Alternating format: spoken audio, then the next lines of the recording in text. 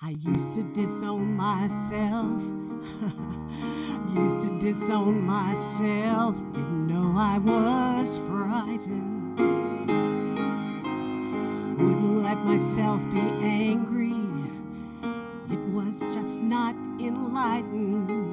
But a friend told me if I really want to be free, I've got to embrace every living part of me. But it feels like pulling teeth. So I go kicking and screaming down the path of transformation. My higher self and my dark side, leaving me in congregation. Learning to love every part of myself, even what's hidden on the highest shelf. Kicking and screaming down the path of my transformation.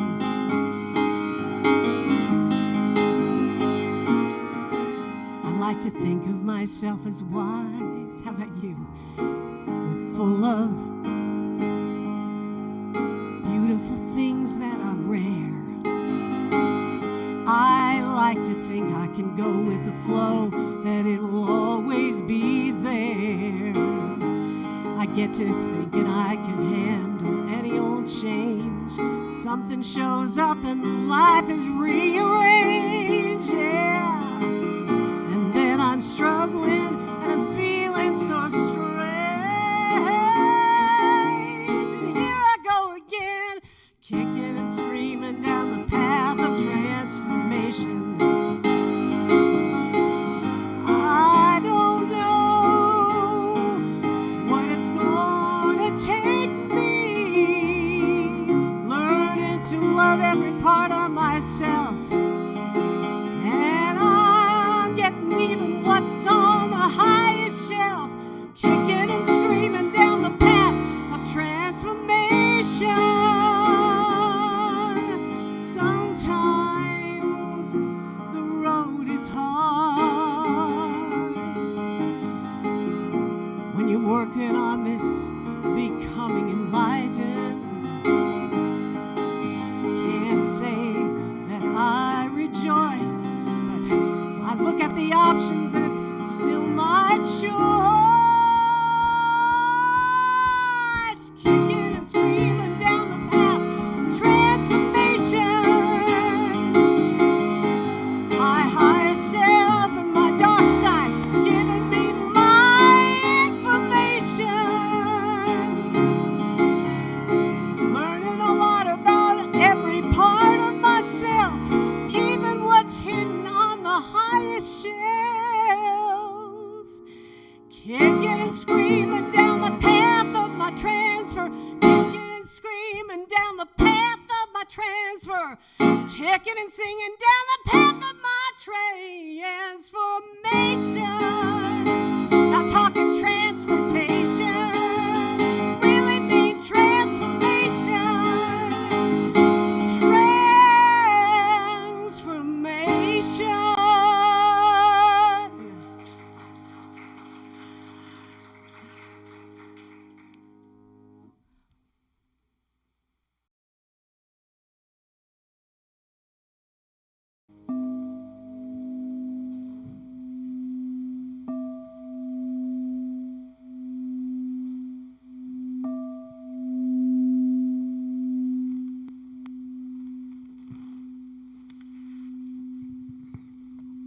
Please take a moment and pray with me.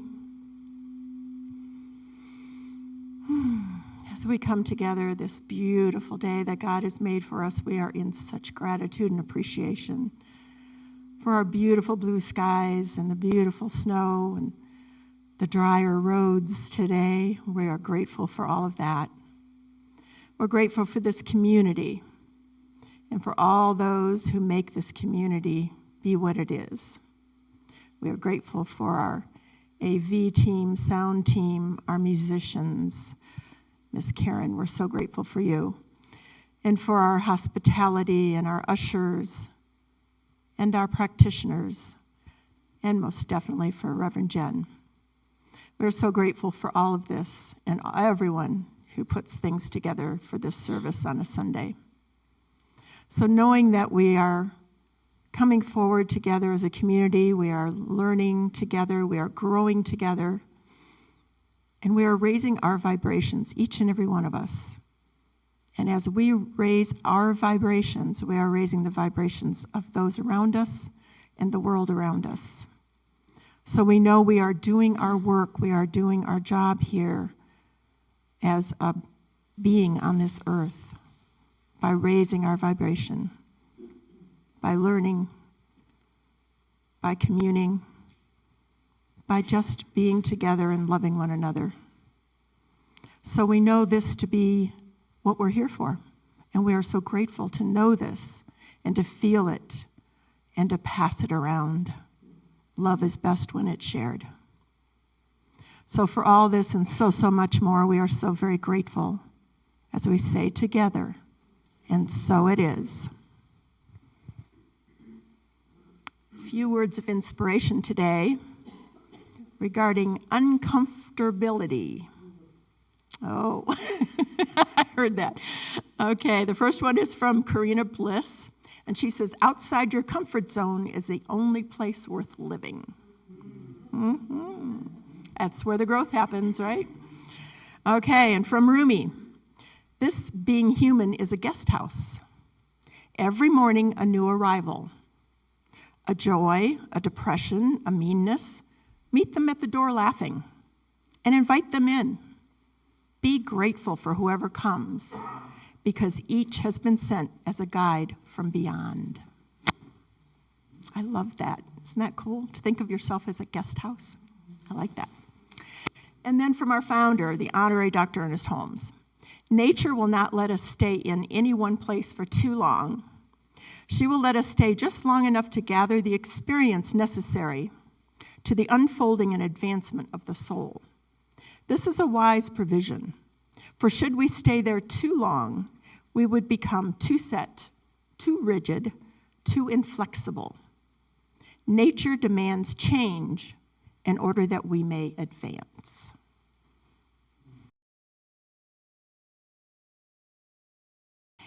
Our talk title today is Lessons in Uncomfortability, which is uncomfortable for me to even try to say. So we're starting out on the exact right foot to get the energy in that space for this talk today. And I look at this and go, I was telling someone that somebody made up that word, and then they Googled it, and it showed a definition. And I go, okay, well, whatever. Every time I type it, there's a red line under it. So it's like, that tells me it's not a word, but doesn't matter. We're talking about discomfort. This entire month, we're talking about the divine discomfort. Wow. I think that says a lot right there. And what we know is that life is full of moments of discomfort. Full of them. Full of them. If you haven't had an uncomfortable moment yet today, you're not going to have to wait long, because it's just how life goes. We kind of start plodding along, and we believe we have an expectation about what the day is going to be like, or what I'm going to do, or I'm going to get up out of bed and I'm going to go in this room and do this, and then something happens and it catches us by surprise, and then we kind of move on, and then something else happens, and that's kind of how life goes. And just think about this for a second.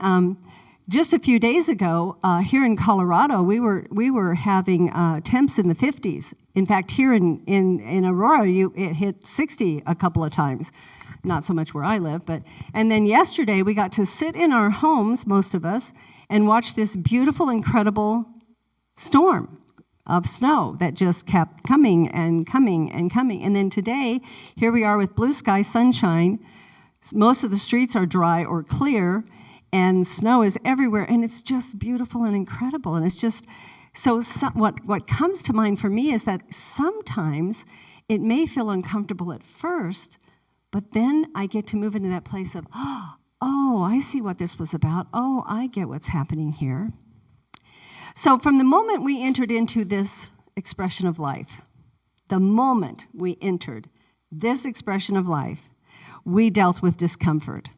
Because the birthing process is uncomfortable, not only for the mother, but for the child.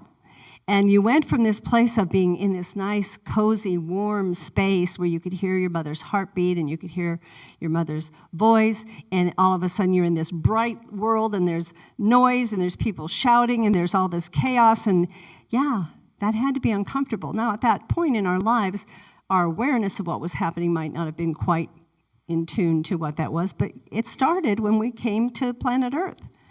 And it's going to continue until we leave.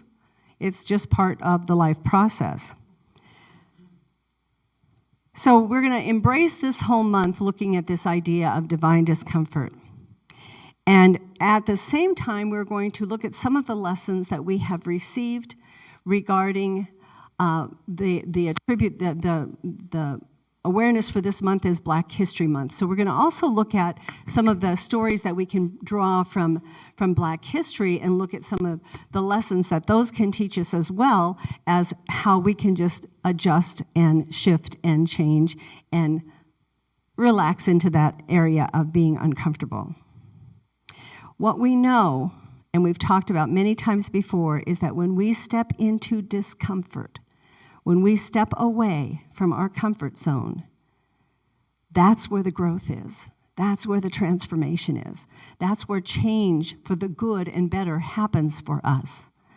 And if we sit in the corner and we maintain that space of comfortability and we refuse to do anything else, we start to wither. We start to die, literally. So it's something that we get to adjust to, we get to recognize, and we get to embrace. And some of us embrace change a lot of different ways than some of the rest of us do. We'll talk about that in a minute. T. Harv Eker gives us this quote: "When you feel uncomfortable, instead of retreating back into your old comfort zone, pat yourself on the back and say, 'I must be growing,' and continue moving forward." I love that. I thought, oh my gosh, do we get into that place of discomfort and go, oh yeah, this is a good thing, this is good? Not so much, but we could do that. So what I want you to think about is that each one of us has the opportunity to recognize our own power and our own potential for positive transformation. And when we embrace change, we release limiting beliefs, we cultivate awareness, we engage in affirmative practices, we seek support, we take inspired action. All of those things are very positive. There are lessons to be learned in the world of discomfort. Let's see where we can go with this. I have this quote that I absolutely love from Harriet Tubman. And I apologize for the picture of Harriet Tubman, but I couldn't find any pictures of Harriet Tubman that looked like she was having a good time. But hey, amazing woman, amazing, incredible woman. If you've done any reading about her, if you've even, there's a film out about her life and times, and it's just incredible. But here's what she says: "Every great dream begins with a dreamer. Always remember, you have within you the strength, the patience, and the passion to reach for the stars and change the world." Wow. Each one of us has that within us. So knowing that change is uncomfortable, oftentimes we interpret that to say that life is uncomfortable. And then we take that life is uncomfortable concept and we interpret that to mean that life is hard. It's hard, it's difficult, it's always a problem, there's always a challenge. And that's not quite the truth of how that statement kind of morphs for us. In the Science of Mind philosophy, we look at discomfort of change and we allow it to highlight the importance of conscious awareness. Positivity, being positive, not wishful, not hopeful, being positive. Being positive is in that knowing space, that I know what's happening, I know what's coming forth here. This is a type of thinking that is based in principle. It's exactly what we teach. And we align our beliefs with the creative power of the universe, and we can make this all come forth for ourselves. When we embrace change with openness and we release resistance, we can experience that beautiful, wonderful personal growth. How amazing. I want to talk for a minute about Harriet Tubman. She lived in the early 1800s. I find, just knowing that, I get goosebumps when I go back and look at her quote, to see how profound she was, to see how grounded and centered she was in what she knew to be the truth. In the 1800s, I just find that so incredible. But she was born into slavery on a plantation in Maryland. She experienced the harsh realities and dehumanizing conditions that many of the enslaved individuals faced every single day. She witnessed cruelty of herself, family members, and friends. She saw families torn apart. She heard cries of pain and sorrow, and she felt the heavy, heavy weight of oppression of her own spirit. Through these experiences, even though they were uncomfortable and painful, they awakened within her a fierce determination to seek freedom. And isn't that how dreams start? You find someone who is living in this space, and what they can't have or what they want to have or what isn't happening becomes the dream. And for her, it became very, very rich, full, and alive. One night, she escaped. Now, in those days, if a slave attempted to escape, they were usually harmed or maimed in some way that they could never do that again, or their lives were taken from them. But she got away. She left everything that she knew behind, and she started out on a treacherous journey. Now, I mentioned she was in Maryland. She was headed to Pennsylvania. She was guided only by the North Star and her desire to find freedom. She literally was running for her life. She encountered constant obstacles. She faced dangers. She hid during the day because she knows she was being hunted. I can't even imagine what that would be like, to be out in the wilderness, alone, taking care of yourself, knowing that someone was out to find you, to harm you. She relied on the kindness of strangers along the Underground Railroad. And they were able to provide her with shelter and sustenance from time to time. Discomfort plagued her every single step, but she pressed on, her determination never faltering. After months of travel, on foot, on her own, not knowing where her next meal was going to come from, and coming very close to encounters with the slave hunters of the time, she finally reached the free state of Pennsylvania. So what you would think would happen at that moment in time is she'd take a big, deep sigh of relief and she'd kick back for a while. Just enjoy the fact that she was now free and she was in a place where no one was hunting her, no one was coming after her. That wasn't Harriet's thought process. Because instead of settling into that life of freedom that she had now found for herself, she knew how many others were being harmed and persecuted, and she decided to dedicate herself to helping others escape the bonds of slavery. She became a fearless conductor on the Underground Railroad, making the trip over and over and over again, facing those dangers again, facing that discomfort, facing those threats against her life and the lives of those she was guarding.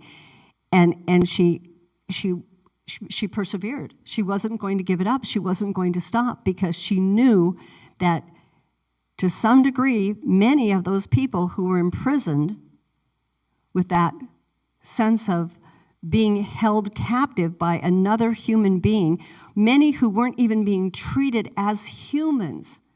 The recognition that these individuals were also human was not a part of the process of the plantation owners and the slave owners and the people who were of the time. They basically had some kind of misconstrued idea that these individuals were less than human somehow. But she didn't let that stop her. Each time she made the journey, knowing that she was putting her life in danger, she continued on, and continued on. What her story teaches us is that even in the most comfortable, uncomfortable, and challenging moments, we can find the strength to create change. For some of us, we wait till it's so bad that we don't know what to do. We don't know which direction to go. It is so bad now, I've got to get out. I've got to make a change. And that was a little bit like what was going on for her. The discomfort that she experienced as an enslaved person propelled her to seek freedom, not only for herself, but for as many others as she could. She helped pave the way of liberation for countless others. And I know that the groups of people that she helped was in the hundreds in the count. Her remarkable journey reminds us of the power of resilience, determination, and the pursuit of a better tomorrow. How amazing is that? And how incredible it is for us in the year 2024 to look at this amazing woman, to look at the example that she has gifted us, to look at all the work that she did, the struggles, etc., and look at our lives and go, okay, what can I do? How can I be part of change? What can I do to support the entire life on this planet to make things better, to help create a better world? What can I do? And one of the first things we're taught in our philosophy, of course, is that we first go within. What change within do I need to make? What's going on with me? I had a situation a few days ago where I entertained is a weird word to use, but I'm going to say it anyway. I entertained a conversation with someone who had a whole lot of stuff to tell me that wasn't necessarily things I wanted to hear and would be construed as gossip. And I kept thinking, just kind of allow the conversation to go, just be as supportive as you can and see what happens. But what happened for me was when I got off the phone, I was not in a good space. And I was kind of snarky, and I was kind of had these attitudes about some of the things that I'd heard and some of ideas. And of course, I immediately took that to prayer because that's what I do. And then later, I had an opportunity to connect with a friend, and I started to rehash the stories. Have you done that? Am I the only person who's ever done that? And I'm sitting there, and even as I'm opening my mouth, and I'm being incredibly vague. I don't want to use names, and I don't want to really be, gossiping about these individuals. But a few hours later, I thought, what the heck was that about? And so I reached out to my friend, and I apologized, and I said, oh my gosh, this is not who I choose to be. This is not how I choose to be. I need to set stronger boundaries, and for me to carry that back, in a conversation with you. And my friend, who knows me very, very well, came back and said, I thought you were just kind of processing. I thought you just kind of, got off this phone and all this stuff was rambling around in your head and you just needed to process. So I was just going to let you do that. And I thought, oh, how sweet. No, I was gossiping. Let's call that what that is. And that's not, again, who I want to be or how I want to be.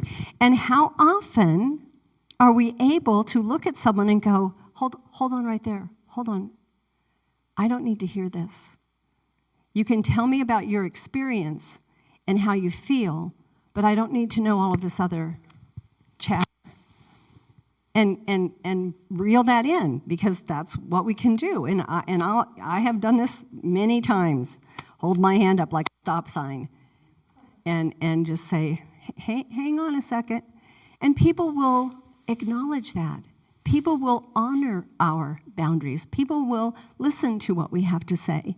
And we don't have to move down that path of discomfort if we choose not to. Our founder, Dr. Ernest Holmes, says this: nature will not let us stay in one place too long. She will let us stay just long enough to gather the experience necessary to the unfolding and advancement of the soul. Nature demands the change in order that we may advance. What better place to live to witness this than Colorado? Because nature shifts and changes moment by moment here.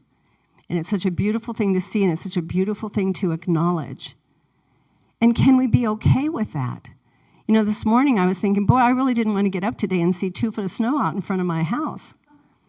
However, it's incredibly beautiful. How about I just be in that space of awareness that how incredibly beautiful this is and not worry about the rest of it, even though it isn't what I would have liked to have had. Because, you know, once Christmas is over, most of us are ready for spring, and we endure January just because we have to, right? And then February comes along, it's like, oh, yay!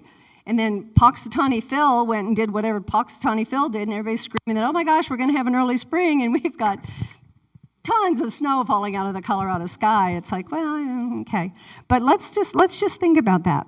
So one of the things that happens to us is we resist.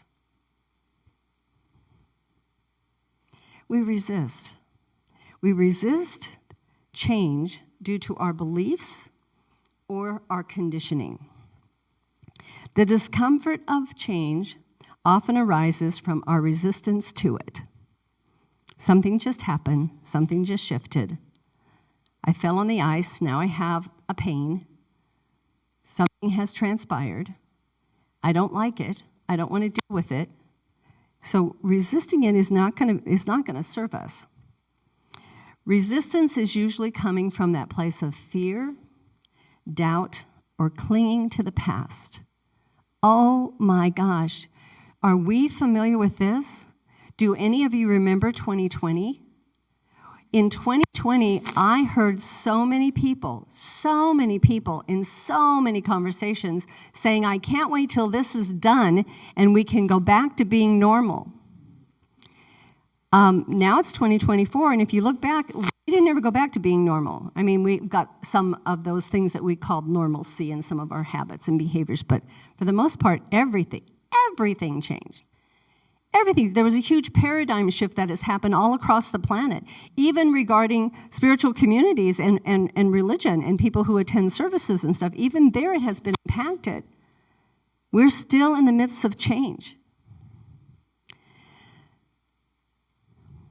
Those negative and limiting beliefs will halt us in our tracks, and they will make us more miserable than we ever could be if we just learn to adapt to the change. This week we have the opportunity to throw caution to the wind, step into that place of discomfort with the faith, knowing that we will change. Everything in our lives may change. Everything will come out on the other side bigger, better, greater, and more beautiful than we could have imagined. That's the promise that we have. If we can just risk it, if we can just take that moment and go, okay, this is going to be really uncomfortable, but I'm going to go for it anyway. I have a quote here from Barack Obama. Change will not come if we wait for some other person or some other time. We are the ones we've been waiting for.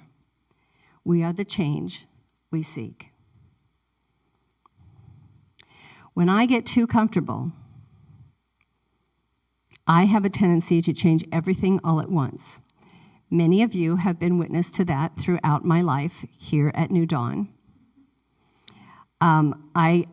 If things feel stagnant, I get lethargic, I get grumpy, I get bored. Not good places for me to be, because then I want to go out and stir something up. And in my past life, I lived in a space where there was a lot of chaos. And that was great. Chaos is great, because then you got to be on your game, and you got to figure it out, and you got to fight the battle, and you got to make everything different. And for a while, I thought that was a really good place to be, until I finally found out how to live my life without so much chaos. And I thought, oh my gosh, how did I survive that? That was horrible. So let me just share a little personal piece here. Many of you know, and if you don't, you'll know not right now if you're watching the video, I submitted my resignation to the New Dawn community, and my last day as the senior minister for the Center of New Dawn is February 29th. That's less than 30 days from now. A lot of people keep asking me, what are you going to do? I don't have that answer yet. I am open to that amazing process that the universe brings forth to me, and I know that my ministry and the work that I do and how this is going forth is going to be absolutely beautiful, incredible. I'm going to be busy as heck. I know that. But today, at this moment in time, I'm not quite sure what that's going to look like. With that work, with that position, with that energy that I am open to, comes the income that takes care of me. I've had more than one person say, "Aren't you nervous? Aren't you freaking out?" And it's like, well, I'm trying not to do that. Because I live in that place of trust. I know that God's going to take care of me.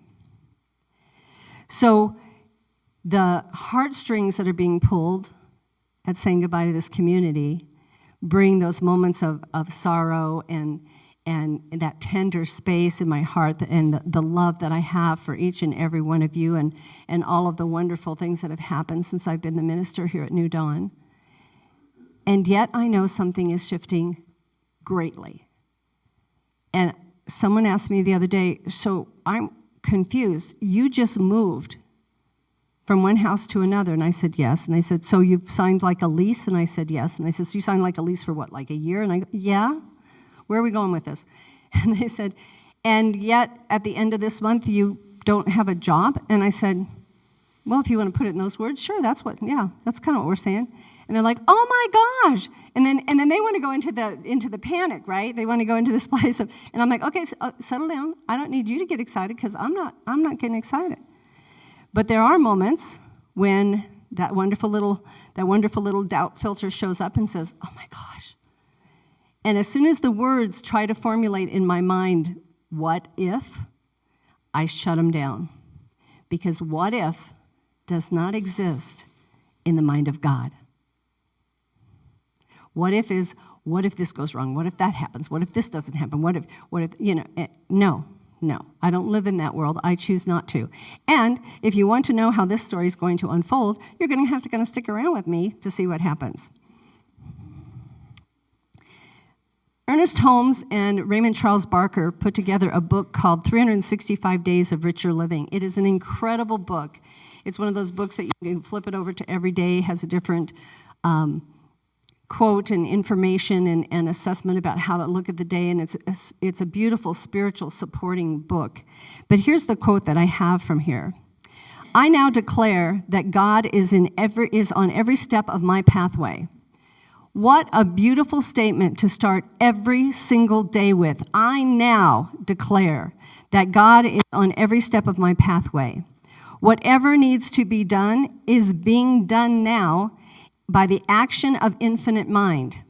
Every problem is now disappearing.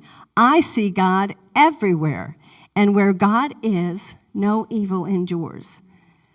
And we don't use the word evil so much, but negativity, challenge, risk, those kinds of things. So what I like about this is that we are aware that God is in every part of our lives. God is in every step. So when I have those little moments, or when any of you, with whatever's going on with you, have those little moments where it's like, ooh, is this going the right direction? Is this happening the way I need it to? If we can just pause, drop down into prayer, and start out with, I now declare, God is in every step. And when this doubt showed up for me this past week, a few days ago, and I went into this kind of like, wasn't having an anxiety attack, but I could sense that if I fed this thought that was going on, I could have certainly gotten there. And I went to that place and I thought, Jenn, God just gave you a house. I mean, I didn't have a house to move into 2 weeks ago, 2.5 weeks ago. And within 4 or 5 days, I not only found the house, got everything together I needed, got the movers set up. I mean, 2 days before I moved, I called movers. Oh my God, and were they available? Yes, they were. And were they wonderful? They were incredible. So that whole piece of it was all I have to do is go, okay, God did that for me. I'm living this beautiful, peaceful environment. It's incredible. I love it. God's not going to drop the ball on me now. Have you ever gotten that message? Oh, I'm sorry, you've been asking for too much stuff lately. No, you've gotten too much already. No, that's not spirit. It's continual, it's constant, it's ongoing. And if we can just allow ourselves to be uncomfortable for a moment, if we can allow ourselves to be out there in that place of risk, outside of the comfort zone, and continue that dialogue with Spirit within, everything works out. The other challenge we have, many of us, is we try to let it go, and then we grab it back. It's like we take all of our stuff, and we put it out into prayer, and we forgot that we said, I release it, I let it go, I've turned it over to God, and so it is. And then 5 minutes later, we grab it back because that wonderful, amazing part of us called ego keeps telling us, well, you should be able to figure this out for yourself. What are you doing praying about this for? Why aren't you figuring this out for yourself? And so then we pull it back and we're trying to figure it out. And I, again, have some little guidelines for myself when I do that, and I stop. Because if Spirit hasn't given me an insight or a message that says I'm supposed to do this or go this direction or go this direction, I need to just chill out.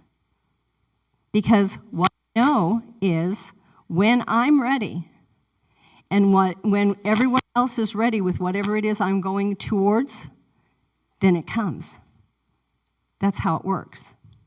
So it's interesting because my son was concerned that the house I moved into in Monument 6 months ago wasn't the place that I needed to be. And he said, boy, I wish we'd have got you into this house then, Mom. And I said, this house wasn't available then. And he goes, what? And I said, this house wasn't even available at that time. So I had to go someplace else to get ready for this house. I didn't know that's what was going on, but hey, it worked out perfectly. So let's take that energy and let's listen to our philosophy and pay attention to this week and know that everything is already taking place in the mind of God.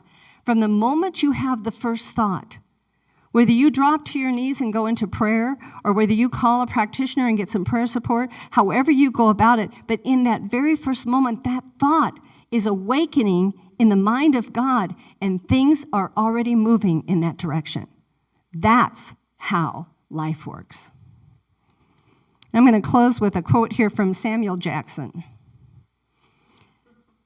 He says, raise a ruckus and make a change. You may not always be popular, but you'll be part of something larger and bigger and greater than yourself. Raise a ruckus. I like that. What a great terminology. What a great mantra for New Dawn going forward. Let's just raise a ruckus. Let's just make some changes and see what happens. And so as we look at this week and as we take these things to heart and we go into those next steps of how to apply this and how to make this work, one of the first things I want to encourage you to do is embrace change. We've got to stop resisting. Recognizing that change is a natural part of life and it's a natural part of growth. It's a necessity for our growth. The second thing to keep track of this week is release limiting beliefs. If you feel limited in what you're trying to do, remember, our God is bigger than all of it. More powerful, more resilient, more capable. Our God is.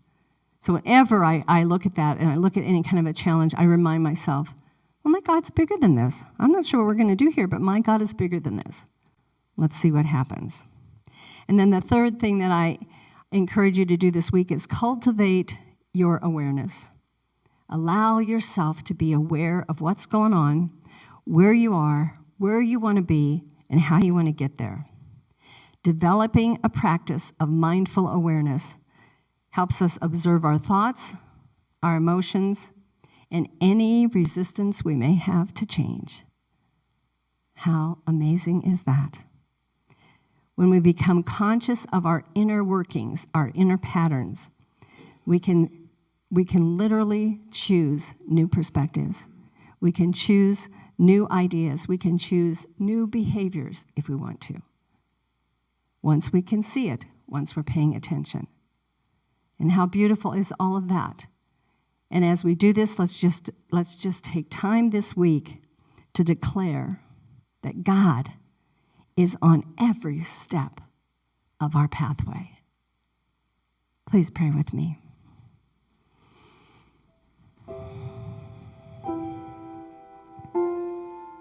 I know that the power that I call God is everywhere present. It is in, of, and through all people, all things, always, all the time, everywhere, at the same time. It is incredible to think and to recognize and to realize how beautiful and amazing this presence is and how powerful it is in each of our lives, because we all have the opportunity and the right and the wherewithal to use it for our highest good. And what I know with all of this is that there are moments of time when uncomfortable things happen, when I become discomforted, when all of us are facing something, a change that maybe we didn't want or warrant. And yet all we need to do is just take a deep breath in and allow Spirit to work through us and to guide us through the change, knowing that we will come out the other side with awarenesses and lessons learned and possibly even greater ideas and truths of who we are. Because we are here on this planet to learn lessons. We are here to expand our awareness as long as we are here. And in order to do this, we are called to step out of the comfort zone. And so what I know right here and right now is that everyone that steps into this mindset this week is blessed by God, is guided by God, is protected in spirit in all things. And as we do this, we are creating a better world, not only for our own personal lives, but for everyone around us. And isn't that the best way for us to step through life? Is holding one another up, including ourselves, for the highest and best. I give great thanks. I give great thanks for the very power of prayer, for the very ability to tune in to that connection we have with Spirit. I give thanks for every single person in the New Dawn community, everyone who is observing this talk online, all people everywhere. I give thanks for, because all are blessed by God. And so as we all reach out to one another this week, and as we all lift one another up, and as we all walk together in that beautiful place of human kindness and awareness, I know all is good, all is perfect, and all is God. So we just let this go and we let it be, as together we say, and so it is.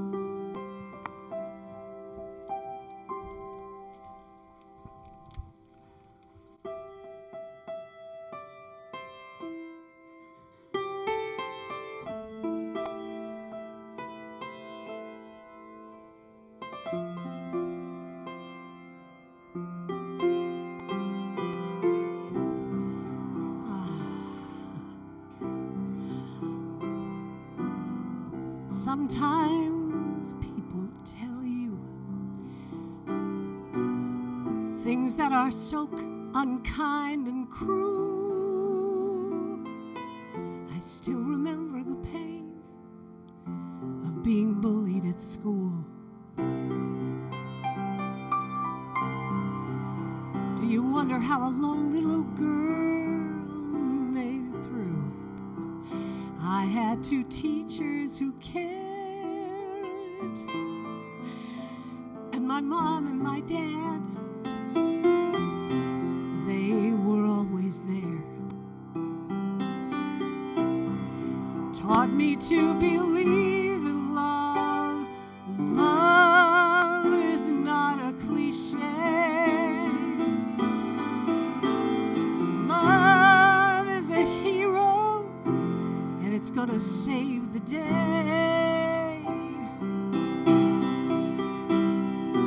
Let love lift you up,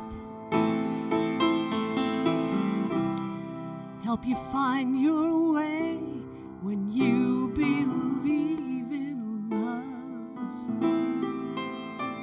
Believe in love. Think of have somebody who loves you, someone you love too, you would go to the ends of the earth for each other. That's what love can do. Maybe your life's uncomfortable. You don't feel like you're standing on solid ground. Hang on tight. You don't have to turn around. Just believe in love. Love is not a cliche. Love is the answer. Love is gonna save the day. Don't let anything but love lift you up. You're gonna find your way. Believe in love. Love's your truth. Believe in love. Even if your life's surrounded by shadow and pain, look all around and look for the light. You'll find a way to walk through the rain.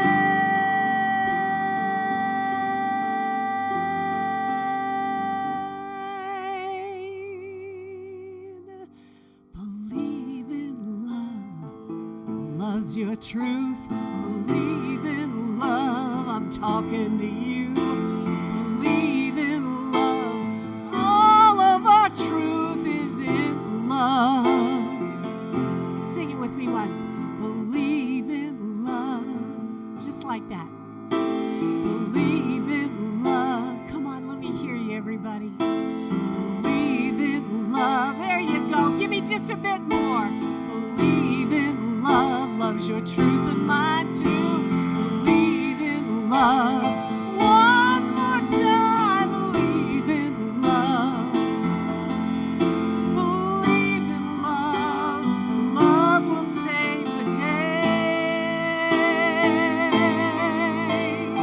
Love is the answer. Love is not a cliche. Love's gonna lift you up with light and help you find your way. Believe in love. Believe in love. Believe in love.